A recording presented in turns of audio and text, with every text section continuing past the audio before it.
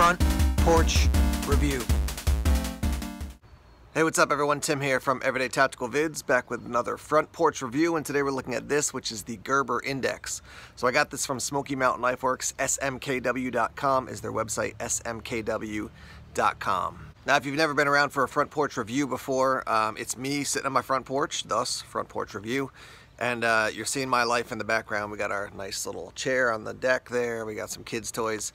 But what I do in these reviews is just give you an overview of the knife, talk about it, and roll in footage of it in use so you can get a sense of, is this a good knife for you?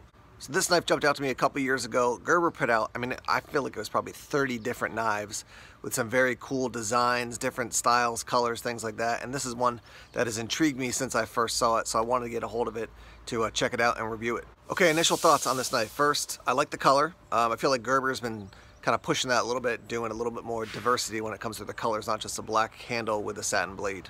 Another initial thought is it's got some heft. Now, I haven't checked out all the details on it. I'll tell you that in a minute.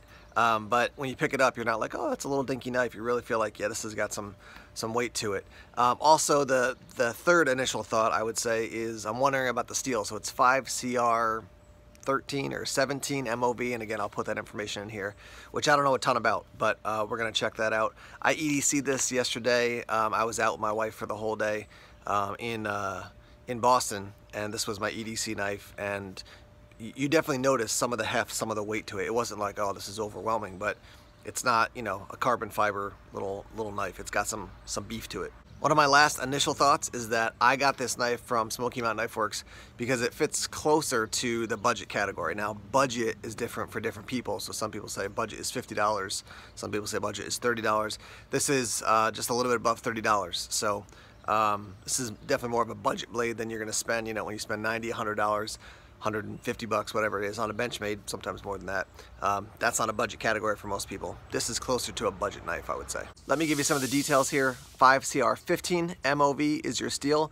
It weighs 5.56 ounces. I just went up and put it on my scale, so that is the actual weight, 5.56 ounces. Your blade length is 3.3 inches, that's 8.4 centimeters. Your end-to-end length is 7.8125 inches, and that's 19.8 centimeters. It is a drop point blade, as you can see. It does have an aluminum handle.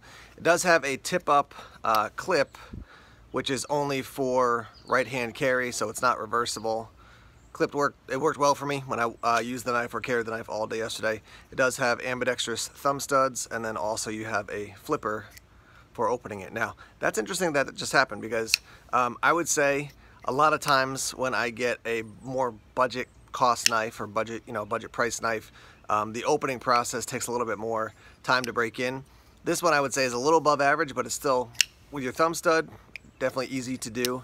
With the flipper, you got to be a little bit more purposeful when you flip the blade open. But again, I'm always talking about in videos what you're spending versus what you're getting. So you spend 35 bucks, give or take, and you're gonna get something that's gonna function in a good way, but it's not gonna have a high-end ball bearing, this and that pivot system. So just something to keep in mind. Quick little iced coffee break here. All right, ready to go. So I'm gonna readjust the camera now and put the knife on the steps here and then zoom in so you can actually get an up close and personal look at it.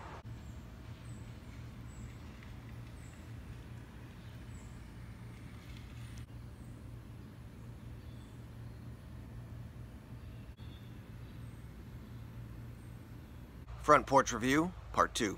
I had to pause part 1 of the video to go on with life, basically, and do some other things, so we're back with part 2 here. Let's talk about use of this knife. I'm gonna roll in some footage. You'll see cuts rope well. I think I cut up to 5 coils of rope all at once with the knife. It'll cut cardboard and boxes. It'll carve some wood. Generally, when I think about this knife, I think an EDC knife. I don't look at this and think this is your woods knife. Now, I don't think it's not usable out in the woods. It's just when I look at I think any knife that has like that bright of a color for me, unless it's blaze orange, I generally think this is meant to kind of be an attention grabber for an EDC knife. But it does have some some good thickness and it's stout is basically what I'm saying. So I don't think you're gonna have major issues as far as if you wanted to use it out in the woods. I just generally think of this as an EDC knife. Now, it did all the tasks well, it did the job. The long-term question I was kind of bouncing around in my head is about the steel. So, I guess what I would say is when it comes to an EDC knife, You know, you can spend more money on S35 yen, you know, CPM, different steels. When you get one of these CR steels, as they call them, you're going to probably have to keep an eye on keeping it sharp, and I would encourage you to take a ceramic rod, or you know, maybe it's stropping it every day after you use it. You probably don't have to do it literally every day, but if you're not using your knife every day, then this is the type of knife that, you know, when you use it maybe once a week, you want to touch it up so that it doesn't get really dull, and then you have to you know, you have to take it to your sharpening stone. So that's what I would say about the steel. It is going to get dull more quickly, but for me, I guess I would say, when I think about this knife, I'm not thinking somebody who's in a field where they have to use a knife every single day a great amount. If that's your field, I would go with something different. I would pick a different knife. But for an EDC knife that you're going to use on and off throughout the week for different EDC type tasks, you know, cutting boxes, cutting maybe some rope here and there, opening letters, things like that, I think this steel will work fine for you. It's just that it's not a high-end steel, so you just got to be aware of that. So closing thoughts on this knife. Overall, I do like it. I'm thinking budget folder, first of all, so I'm not expecting to get a, you know, a $250 value out of a $35-ish value knife. Second, I like the color, and I think just the overall look is pretty cool too.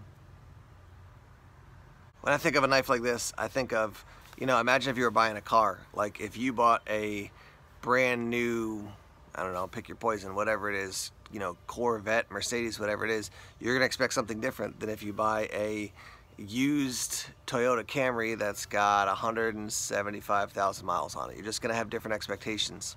And so for this knife, you know, budget friendly, hard working, it's gonna get the job done for you. It was pretty fun to use, actually. And one thing that I noted before is just the weight of it. For some people, they like a super lightweight knife for their EDC. I don't mind a heavier knife. I've EDC things like the full-size Benchmade Crooked River, the full-size Benchmade Loco.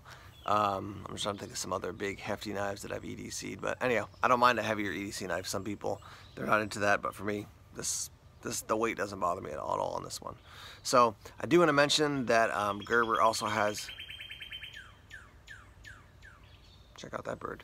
Gerber also has this same knife, the Index, with kind of a bluish, not kind of, it is a bluish handle. It's kind of a little bit of a lighter blue, but you know, you got a couple options as far as color. So there you have it, guys, the Gerber Index, again available over at Smoky Mountain Knife Works, smkw.com. And let's hear your thoughts. Again, Gerber has put out a ton of budget-friendly, kind of cool-looking, different-looking designs over the past probably 2 or 3 years. I'd love to hear your thoughts if you've owned them, or also if you've just seen them. What do you think about that?